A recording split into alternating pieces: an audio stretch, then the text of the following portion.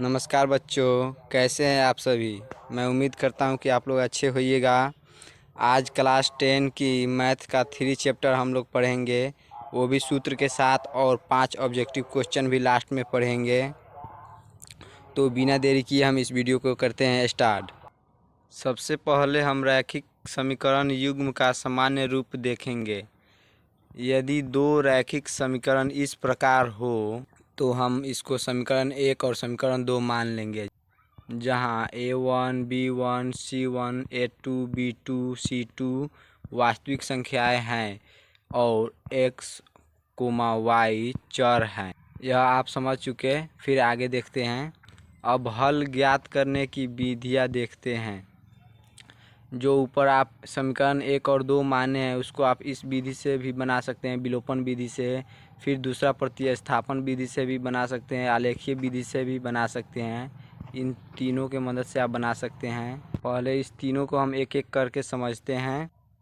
हमारा आ गया विलोपन विधि। दोनों समीकरणों को जोड़ने या घटाने पर एक चर का गुणांक समाप्त हो जाता है। ये हो गया हमारा पहला विलोपन विधि, समझ लिए। देखते हैं इसका सूत्र। A1/A2 does not equal to B1/B2, तो हल अद्वितीय होगा। यह सूत्र है हमारा। इस पर बहुत सारा ऑब्जेक्टिव क्वेश्चन आता है, आप लोग इसके याद रखिएगा। इसका हल कितना होता है? अद्वितीय होता है। अद्वितीय यानी एक होता है। फिर इसका दूसरा फॉर्मूला है A1/A2 बराबर B1/B2 does not equal to C1/C2, तो कोई हल नहीं होगा। ये भी आप लोग याद रखिएगा। फिर अगला है A1/A2 बराबर B1/B2 बराबर C1/C2, तो अनंत अनेक हल होंगे। ये भी याद रखिएगा, अनेक हल होंगे। अब दूसरा विधि पढ़ते हैं, प्रतिस्थापन विधि। इसका परिभाषा देखते हैं। किसी एक समीकरण से एक चर को निकालकर दूसरे समीकरण में रखने की विधि, इसका परिभाषा होता है। अब इसका महत्वपूर्ण सूत्र देखते हैं। पहले समीकरण से पहला समीकरण मान लीजिए हमारा ये है A1x plus B1y plus C1 बराबर 0। तो यहाँ से हम इसका x बराबर निकाल लेंगे, सॉल्व कर लेंगे तो इतना आएगा। ये हमारा सूत्र हो जाएगा, इतना हमारा सूत्र हो जाएगा। यदि A1 does not equal to 0, इसका परिभाषा हो गया। इसे दूसरे समीकरण में रखने पर y का मान मिलेगा, फिर x का मान ज्ञात होगा। आप समझ गए।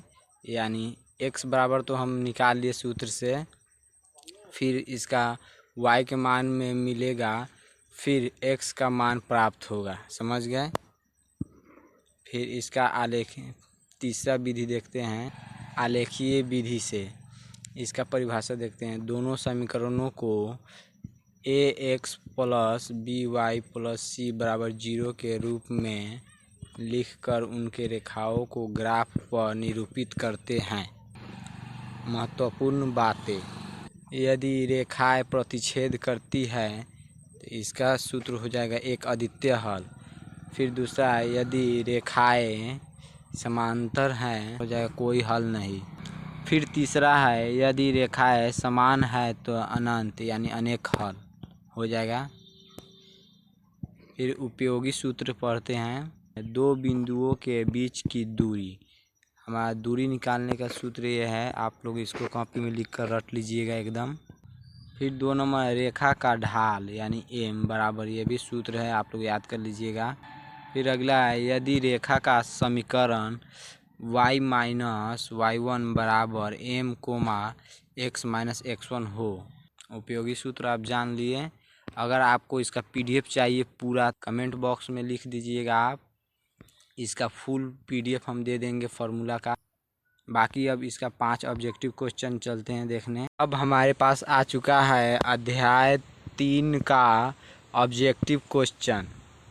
तो इसको देखने से पहले हमारे चैनल पर जो भी विद्यार्थी नए हैं वो हमारे चैनल को सब्सक्राइब कर ले और घंटी को दबा दे, ताकि और भी हमारे नए नए वीडियो अपलोड हो तो आपके पास जा सके।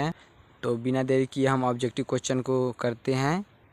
हमारा पहला ऑब्जेक्टिव प्रश्न है, यदि दो रेखीय समीकरण 2x + 3y = 7 और 4x + 6y = 14 है तो इन समीकरणों का युग्म किस प्रकार का होगा। इसका आंसर हो जाएगा हमारे पास बी, अनंत हल होगा।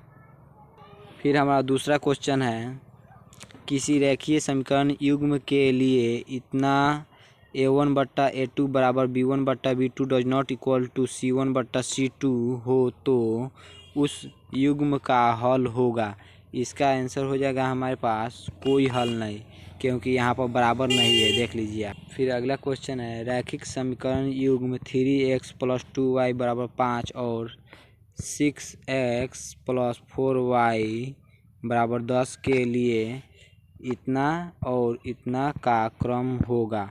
इसका आंसर हमारे पास ए हो जाएगा, a1/a2 = b1/b2 = c1/c2, यही आंसर हो जाएगा हमारे पास। फिर अगला क्वेश्चन देखते हैं,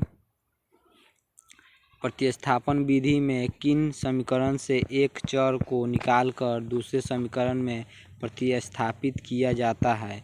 इसका आंसर ए हो जाएगा हमारे पास।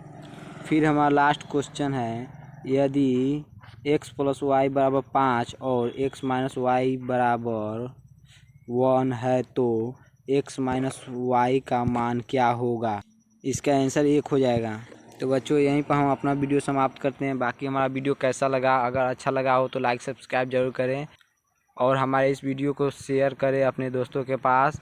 बाकी मिलते हैं अगले वीडियो में। अगर आपको इसका PDF चाहिए वो भी उत्तर के साथ, तो हम ये भी दे देंगे। देख लीजिए, इतना बड़ा हमारा PDF है, 2 पेज का।